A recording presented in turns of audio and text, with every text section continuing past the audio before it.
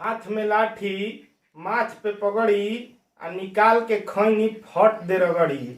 इहे ह ओकर असली पहचान। आ जहाँ देख लिह त जनिह ये भैया इहे ह भोजपुरिया जवान।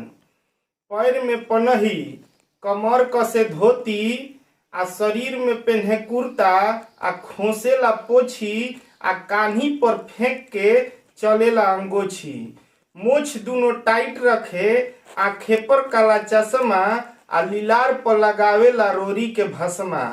मुंह में दाब के कचरेला पान आ जहाँ देख लिह त जनिह ये भैया इहे ह भोजपुरिया जवान।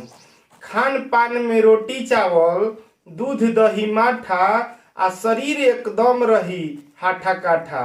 डरे ना कोई से चलेला सीना तान आ जहाँ देख लिह त जनिह ये भैया इहे ह भोजपुरिया जवान।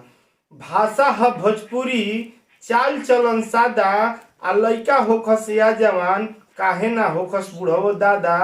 करी जवन वादा दीही निभाई आ हिंदू मुसलमान चाहे सिख ईसाई।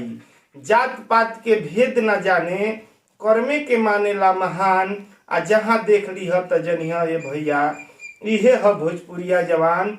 सभी भोजपुरिया श्रोता से हम भोजपुरिया कवि गोलू दुबे जी के तरफ से हाथ जोड़ के सादर प्रणाम बा। अगर ई कविता रउआ सबके अच्छा लगी तो लाइक सब्सक्राइब शेयर जरूर करब जा और कमेंट भी करब जा।